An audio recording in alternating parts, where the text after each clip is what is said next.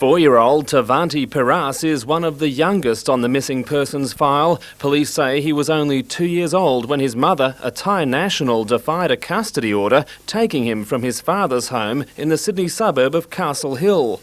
We had good information to suggest the kid did attend a childcare centre up here at Newcastle, and we made a few inquiries and, apparently the kid had left prior to our arrival.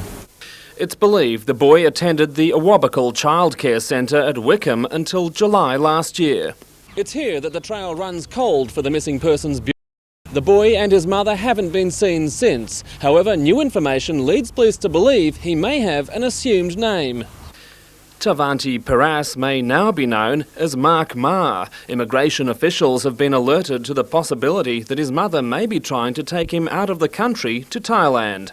Anything's possible these days, especially when you hear about the Malaysian occurrence that's happened just recently. Police say the boy's mother wouldn't have the same means available to Malaysian Prince Raja Byron Shah, presently embroiled in a custody battle after abducting his children. Nevertheless, likely points of exit from the country have been notified. Anyone with information on the boy should contact police or the Missing Persons Bureau. Tom Hilston, NBN News.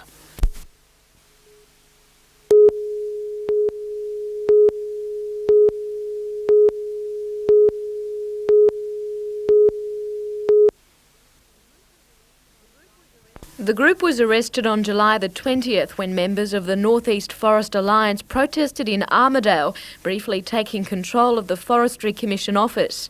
5 were arrested and they appeared in Armidale Local Court yesterday. The reason that we stayed in the office was to demonstrate, how strongly we felt about this issue, that we all believed very strongly that how important it is to save the last of our old growth forests. Once they're gone, and this is something that we all believe is urgent. Representing themselves, the group pleaded guilty to the charges, which were later dismissed. Louise Matheson praised the magistrate's handling of the case.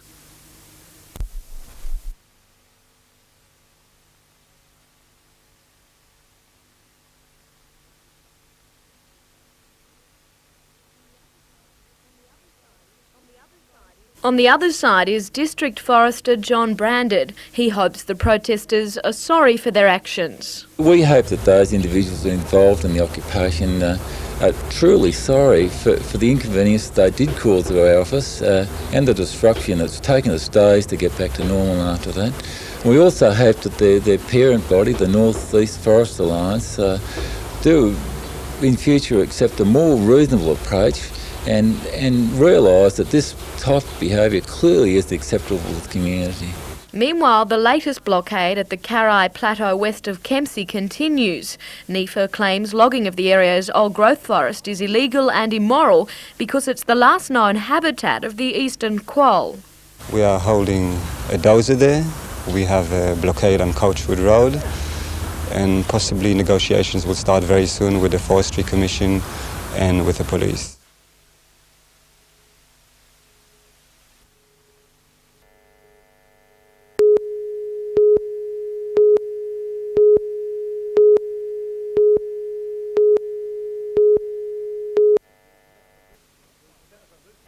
Senator Loosely drew comparisons between Fightback and his own party's One Nation package, saying rural Australia would have much to fear from the Coalition's proposal. A very negative impact on rural Australia and on regional areas like New England, very heavy indeed, not only in terms of increased costs, both to producers and consumers, but also if you look closely at Fightback's file, the notions of ideological privatisations mean that infrastructure for country areas of New South Wales and for Australia will really be dramatically cut back. By comparison, the Senator said One Nation is already achieving benefits for all Australians. I'm pleased by the fact that the projects are beginning to come on stream in terms of rail development, in terms of road development and the like. There's no doubt that looking at the One Nation package on technical and further education in concert with what the Keating government's doing on matters of youth employment means that Australia will emerge from this recession more purposeful, more deliberate, more productive and efficient, and also more compassionate.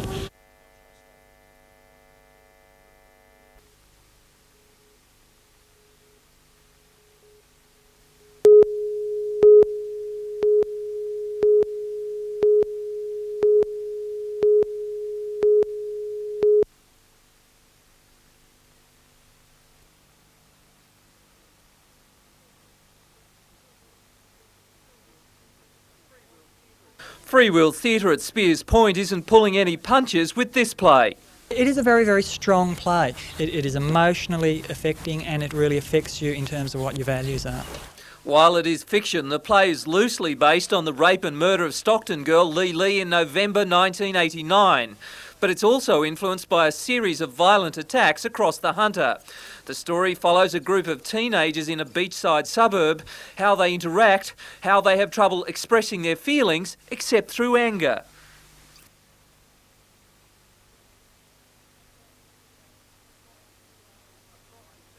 A property of the clan was written by Nick Enright of Come In Spinner fame, and if given the OK by the Education Department, will go to high schools across the state.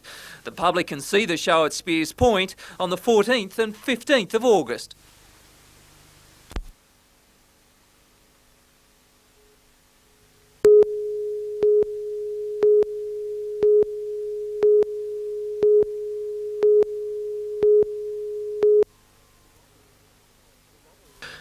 The robbery of the Commonwealth Bank at Umina this morning was just the latest in a spate of similar offences throughout the Central Coast and Newcastle. The style of the robbery was also remarkably similar to the others. He produced a note to one of the tellers which made certain demands. The teller handed over a sum of money. In the past 3 weeks, there have been 4 bank robberies in the Newcastle area at Adamstown, New Lambton and twice at Hamilton. Further south, there were 2 more robberies, the first at Gosford, the second this morning. Each of the offences netted thieves several $1,000s. The armed hold-up squad has been active throughout that period. Today, they fingerprinted a stolen car dumped on King Street, Newcastle. While those investigations continued, other members of the squad arrested a 26-year-old man in Blacktown, Sydney. He was charged with the bank robbery at Adamstown on Friday. Police are questioning another Blacktown man in connection with the other hold-ups. Meanwhile, Newcastle police are seeking a young woman who threatened an attendant at a post office agency in Cooks Hill, Newcastle this morning. The assailant menaced the woman with what appeared to be a blood-filled syringe. Despite an extensive search of the neighbourhood, police could find no trace of the woman or the syringe. She was described as being in her early 20s with short, dark, curly hair, wearing a black duffel coat and blue jeans. Tom Hilston, NBN News.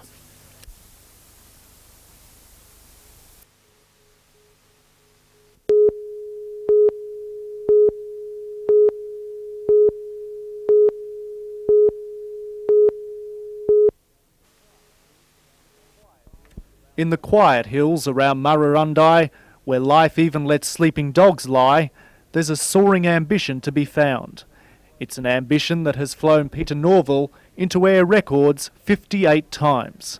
Peter's earthbound most of his life as a farmer, but every so often the skies that arc over his property get the better of him.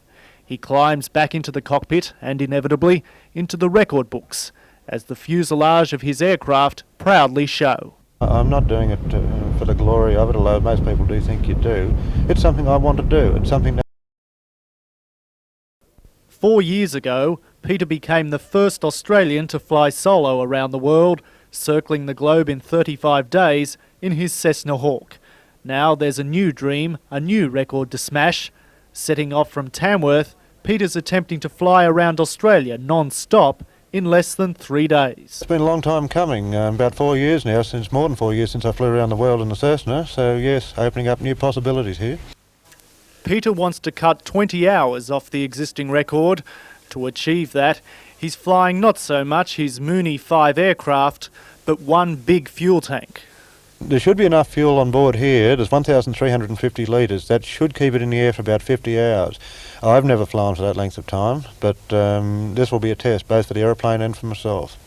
While most of us view flying as something to get us somewhere as quickly as possible, for Peter, it still holds an irresistible spirit of adventure. It didn't die 50 years ago when Sir Charles Kingsford Smith finished. They're there. It's just a matter of getting yourself organised and having enough ambition to try and do them. Scott Bevan, NBN News.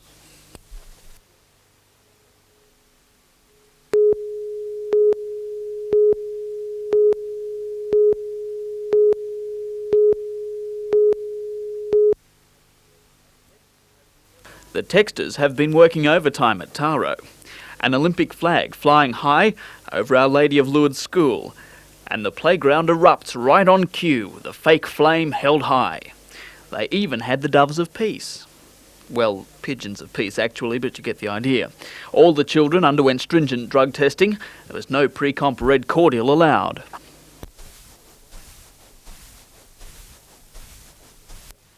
Let the games begin. Grass course kayaking PVC style. Fencing, ha ha. The Windex pistol shoot and that Olympic spirit shining through. And yachting. A flea-sized flotilla of cork clippers being hard-nosed to harbour. All the contestants were sponsored in this Olympics. Money raised will go to a school computer.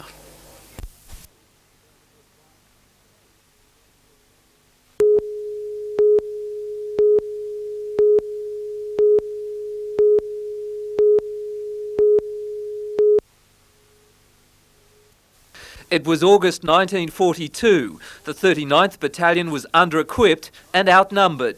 One platoon first met the Japanese, not knowing what was in front of them, and at that stage it was estimated about 2,000 Japanese and around about 60 Australians. The battle line was a thick jungle pass crossed by the Kokoda Trail, leading from Port Moresby in Papua New Guinea across the Owen Stanley Ranges through to Kokoda. The Aussies, mostly teenagers, were fighting to protect their country from a direct attack. When I think back of it, I'm really a little amazed that we came out of it so well.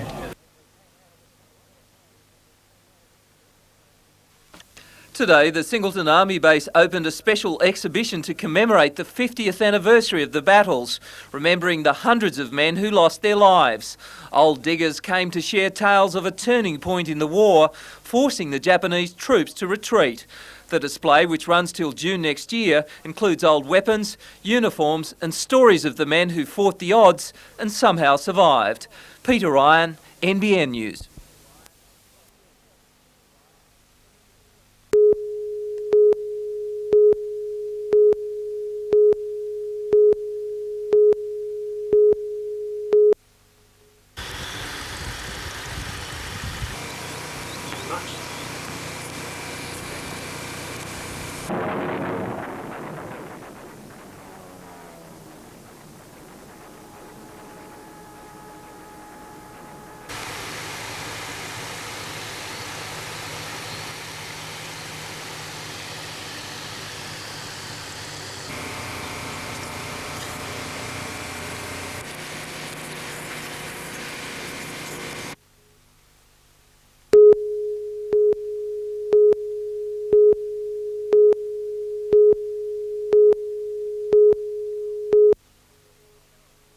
Bernie Saroff has been a pilot for 44 years, but preparations for this flight have been one of his toughest jobs.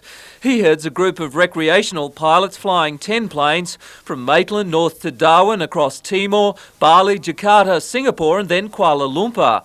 It's a 13,000 kilometre round trip that should take a month to complete. If you do what you're told and they give you a flight plan, you follow your flight plan, you don't get into any trouble.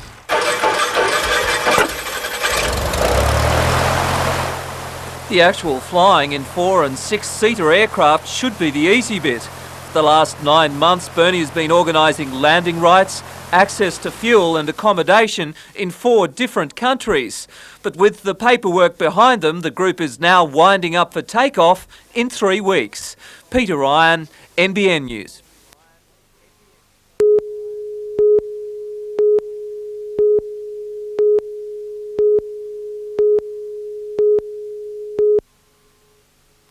Brenton Emerson was ready to go home to Cessnock with Mum this morning, apparently none the worse for his near drowning. Christine Emerson found the toddler head first in a bucket of nappy solution as she returned from the clothesline. Brenton was unconscious and turning blue, but after a few moments he recovered enough to be transported to hospital for overnight observation. Today, doctors pronounced him fit and well.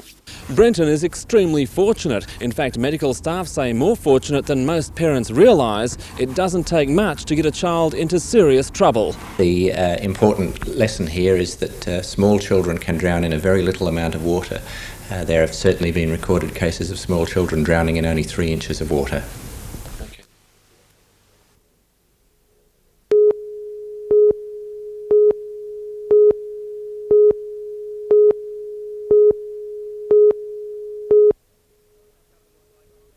A couple of likely lads stepping out to lunch in style in a big way. And even the stretch limo that ferried Mark Sargent and Paul Harrigan to a surprise nosh-up looked small, as the Newcastle Knights front rowers pondered what all the fuss was about. And on arrival at the South Stain, it was revealed that the Excalibur Club, a group of businessmen who have raised more than $250,000 for the Knights, were to honour Sergeant Chief for their efforts in representing Australia in tests against Papua New Guinea and Great Britain respectively. It does mean a lot to me, and I'm sure that it's something that the up-and-coming younger players can look forward to as being part of their future. I was deeply honoured to receive the award today, and Mark and I are very proud. Harrigan's season has been one of highs and lows, and that 4-week suspension really cuts deep with the chief. I was pretty angry, and I suppose the only way you do it is channel it and make sure makes you keen and more determined to do what you want to do. But I look at the year overall as a high, and that just as a hiccup, the suspension. And yeah, sure, it did make me angry, but it just made me more determined. So the good thing about it, it's been a good year and it isn't over yet. So that's a hiccup, and the Knights have a long way to go. And personally, I think I'd like to back us in there. However, all personal achievements are quickly put aside as the Knights prepare for one of their biggest matches ever against Manly on Sunday at Marathon Stadium. Both sides are back to almost full strength. We've lost David Boyd, but we're still going to put a pretty good side on the field. Manly have finally started to show the form that's probably been expected of them from the start of the season, and it's going to be a tough game.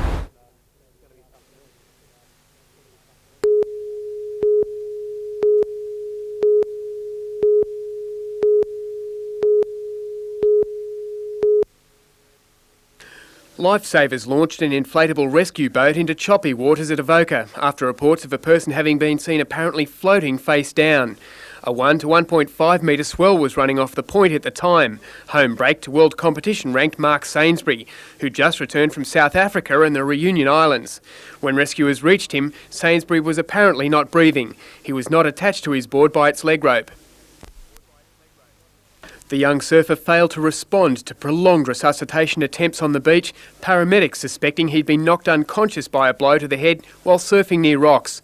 Last weekend, Sainsbury championed his local team to a victory over the formidable Merewether Club.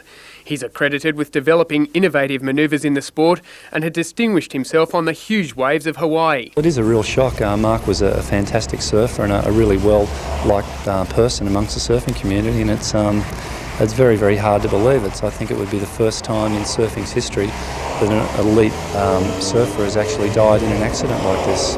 His surfboard was retrieved floating in a rip off the beach as news of the tragedy spread through the small community. Investigations into the drowning are continuing. Andrew Lobb reporting for NBN News.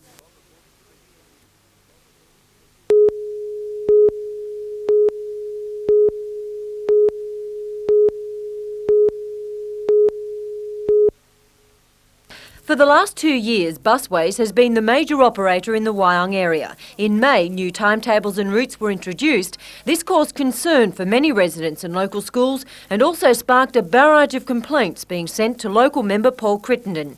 He says many of the letters, particularly from elderly citizens, focused on a lack of direct express routes and the problems associated with having to change buses partway through a trip at an interchange. Usually, although the timetable says there'll be at most a 3-minute delay, it's not uncommon apparently for the delays of 25 to 40 minutes to occur. Rose Howlett used to catch a bus from Toukley to Wyong Station, then catching a train to visit her family in Sydney. That 16-kilometre bus trip used to take 45 minutes. On the new timetable, it's taken her almost 2 hours. So now she's stopped going. When you need a cut lunch, you need to take a cut lunch. You don't want to get to Sydney in time to have to turn around and come back again. In recent weeks, the Department of Transport has been looking into the concerns raised by the community about Busways operations. The department declined to comment on their findings today, opting to wait until after they present them to Paul Crittenden tomorrow. Busways General Manager Richard Rowe agrees there have been some teething problems. With any change to bus services, community concern, and for people for all ages find it difficult. For a change, they have to change their travel patterns. It may be 5 minutes, it may be down the street a little bit. He's now conducting a series of community meetings to help educate the public on how to use timetables correctly and gauge remaining concerns. Meanwhile, Paul Crittenden has written to the state government asking it to address the problems.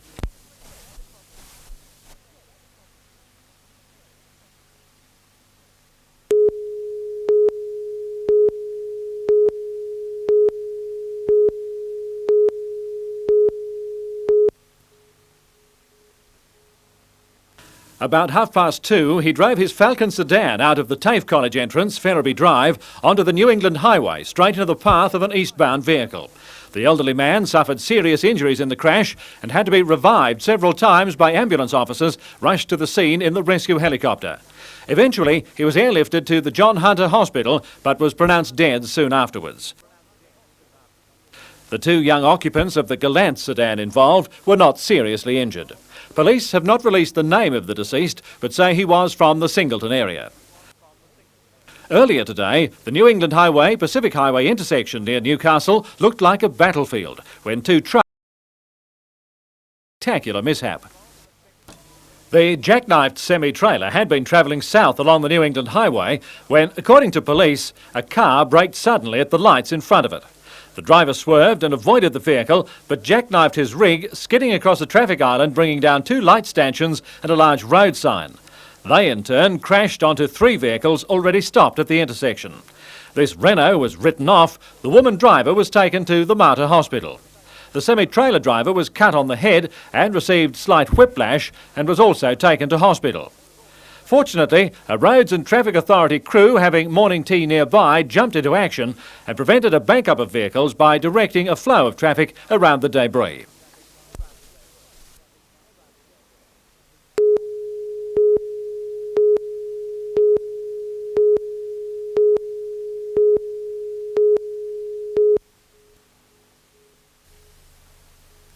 Using a dryer can seem a straightforward task, but when the internal parts of the fabric haven't been washed thoroughly to remove oil residues, they can catch alight.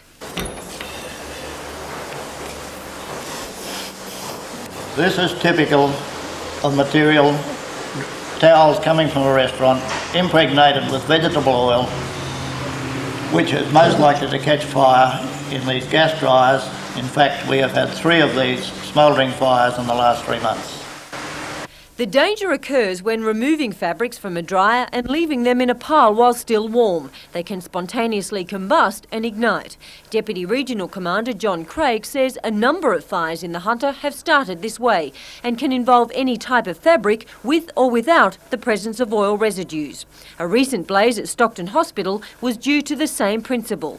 Still warm linen was taken from a dryer and stacked, the heat then causing the linen to explode into flames. It's very important that the dryers go through the process of cooling, and when the clothes are then taken out, they're put on a cooling rack prior to folding up and placing away. John Craig warns the danger doesn't stop there. Just as much care must be taken with the disposal of paper towels or wiping cloths. They should be placed in a cool area, certainly not left in sunlight where they can spontaneously ignite.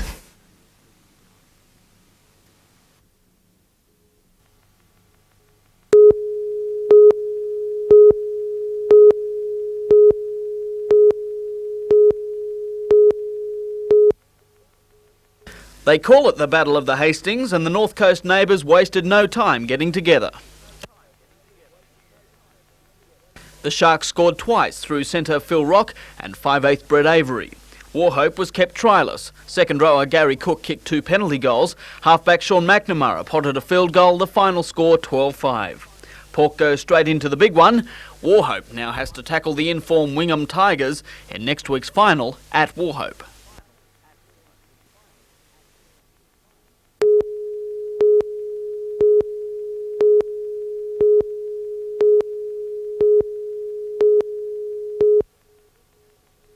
Eleven netball associations from Newcastle, Sydney and the North Coast gave up their Sunday to play in Tari's annual major round-robin event.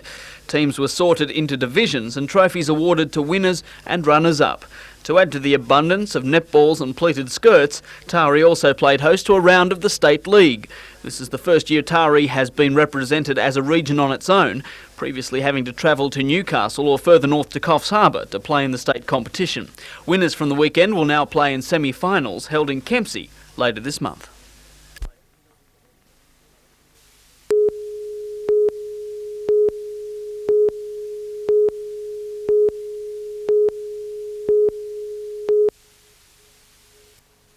Inverell's Pioneer Village and the Model Railway Club have combined forces to restore the old rail line and the station to their former glory. The rail siding will be removed from where it has sat since 1901 and transferred to the village. Minister for Transport Bruce Baird has approved the restoration, and the Model Railway Club has contributed $1,000 to help with its reconstruction. The way that railways have gone, a lot of them have just been cut up for scrap and destroyed, and we intend to actually preserve this. Once on the new site, the line will be painted and the woodwork treated so that it's as close as possible to its original design. Well, there'll be 2 tracks running parallel. We have been given the turntable, and there will be a couple of sidings. And on special days at the Pioneer Village, we're hoping to be able to give a few people, and especially children, a ride backwards and forwards up and down the track. With almost 1,000 metres to lift up and move, both village employees and members of the Model Railway Club are hoping to have the project completed by Christmas, but they'll need some help. If anyone's watching that lives around Inverell and like to give us a hand, it'll be a reasonably long-term project, so we're looking for helpers.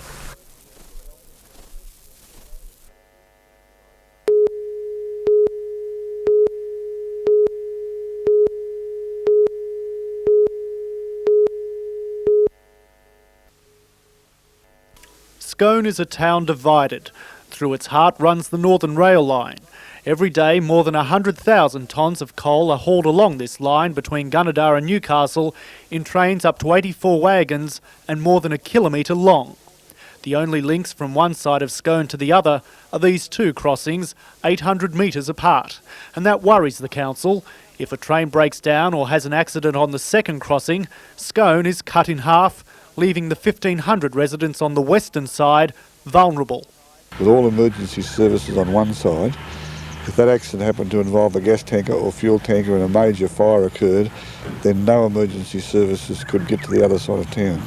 The authorities are worried that if there's an emergency in the western part of Scone and these crossings are blocked, service vehicles would have to make a detour of 20 kilometres to the south or 80 kilometres to the north just to get to the other side of town.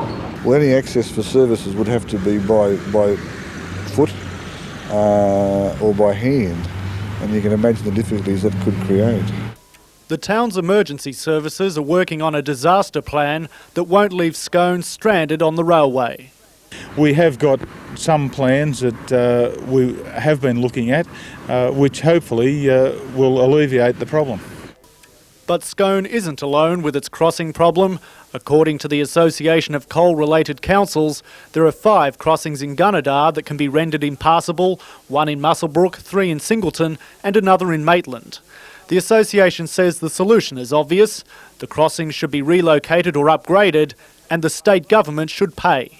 We feel it's unfair for councils, our association members, to have to put up with that extra cost of upgrading the level crossings to make them safer, with no input from the people that are hauling all the coal by rail.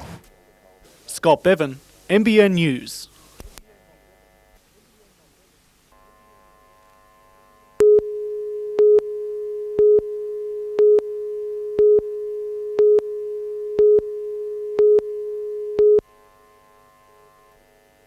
The helicopter means my life to me. It has saved my life, and the people that work on the helicopter, they should be supported in every way possible by this community. Coal miner of 18 years, Noel Kelly, was crushed more than half a kilometre underground in March. He lost his right leg, but what was saved was his life, thanks to the Hunter Region Rescue Helicopter and the paramedics it flew to the colliery. Hunter Valley miners have died on the job in the past 12 years. It's frightening statistics like these that have prompted the Miners' Federation to sponsor a service it sees as a lifeline for its members. 2 of our lodges alone, Warkworth and Mount Thorley, have committed themselves for $100,000 over the next calendar year. And I would see amounts in addition to that, albeit varying amounts, coming from the length and breadth of the district. The union sponsorship was highlighted at a civic ceremony at Newcastle City Hall this afternoon. Noel Kelly attended the function, along with those who saved his life and those donating the millions of dollars needed to keep the helicopter in the air. But the miners aren't the only ones digging deep for the chopper. The service has announced that Westpac has renewed its sponsorship agreement, which will see $1 million injected into the service over the next 4 years. Scott Bevan, NBN News.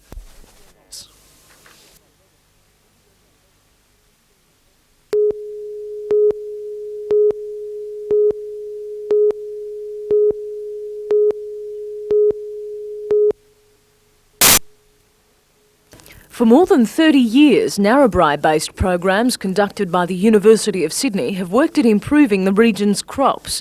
For the past decade, the centre has released a new wheat variety almost every year, each an improvement on previous efforts. But that work could soon come to an end. The GRDC, which controls the funding for this institute, has commissioned a review into plant breeding right throughout Australia. And one of the recommendations of that review committee is that the funding of this institute be substantially cut back and reallocated into other areas. It would mean cutting back 2/3 of the centre's budget and sacking 2/3 of its staff. According to researchers, that would render the centre inoperable. We're between 25 and 30 people, so you're looking at cutting back to really something less than 10 people, and in real terms that's just not a viable operation. For the wheat growers of northern New South Wales and indeed the entire eastern states of Australia, it would mean that a centre which is renowned for its research and development of wheat varieties which protect farmers from the ravages of stem rust and other diseases would disappear. And it's an operation not likely to be quickly replaced. Other places could be set up to do the same work, but no other institute in Australia has the history of research in this area, and no other institute currently has the links which are required. The GRDC will make a decision about the report's recommendations next month.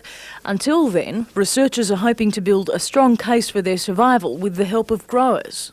I think we have a very strong case, and we're optimistic that the recommendations will not be implemented in their full provision. But clearly we have to get the support of wheat growers, and clearly we have to get our facts on the table and present a good case.